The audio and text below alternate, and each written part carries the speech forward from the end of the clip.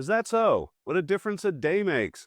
Well, last night, without the approval of Congress, Donald Trump either kidnapped or arrested Venezuelan President Nicolas Epstein Maduro. Welcome to Occupy Democrats, and hit that subscribe button if you appreciate how little an international incident, the scope of this, will distract us from the truth.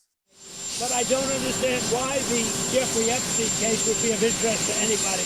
Okay, in our breaking story today, Trump took a victory lap of sorts on Fox earlier this morning, apparently after a long night of observing the violence in Venezuela, seemingly from the comforts of Mar-a-Lago. I mean, I watched it literally like I was watching a television show.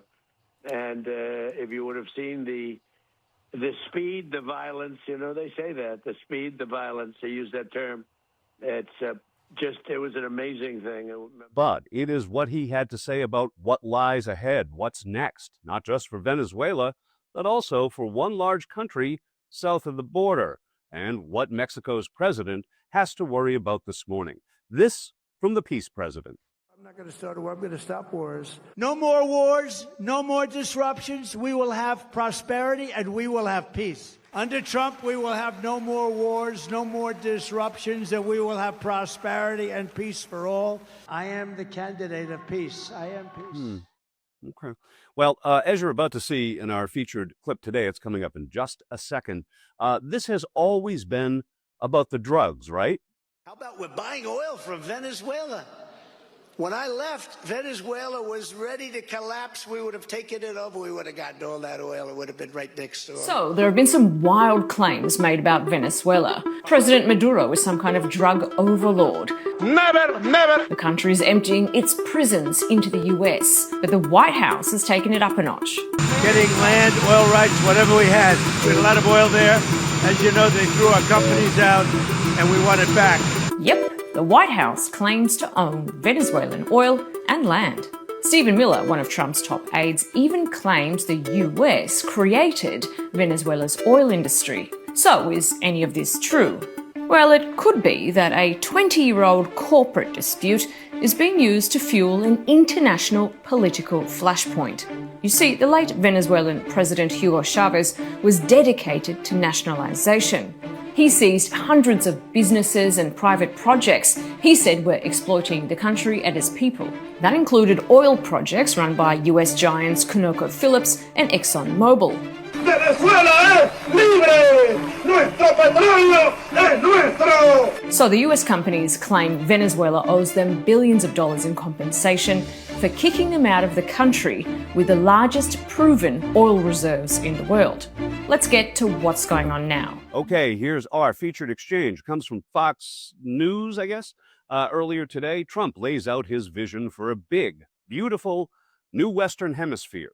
And for Claudia Sheinbaum, Mexico's president, well, things could get muy mala. Well, here's the president, who parties with pedophiles, distracting the nation with his plan for peace. I wonder, Mr. President, I want to ask you because from your vice president, J.D. Vance, said that the message is pretty clear. The drug trafficking must stop. So was this operation a message that you're sending to Mexico, to Claudia Sheinbaum, the president there?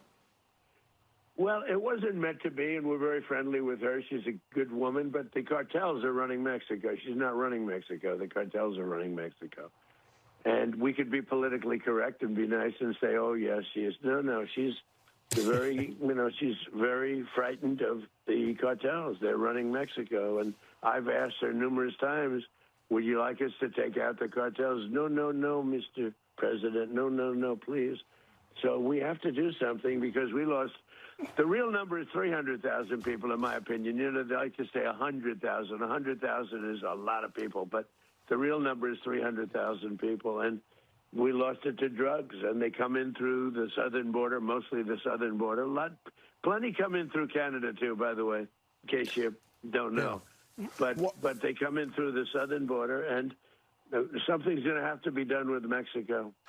Yeah, something must be done indeed. Here's a perspective. It's an earlier post on Twitter, Jeffrey Epstein's favorite social media platform. Hey, we got to keep our eyes on the prize, guys.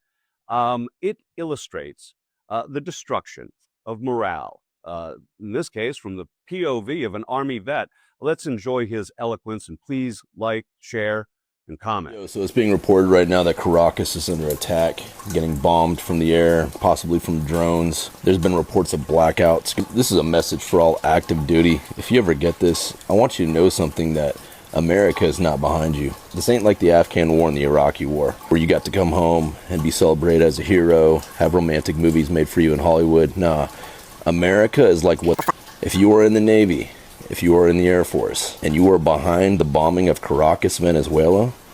America is not behind you.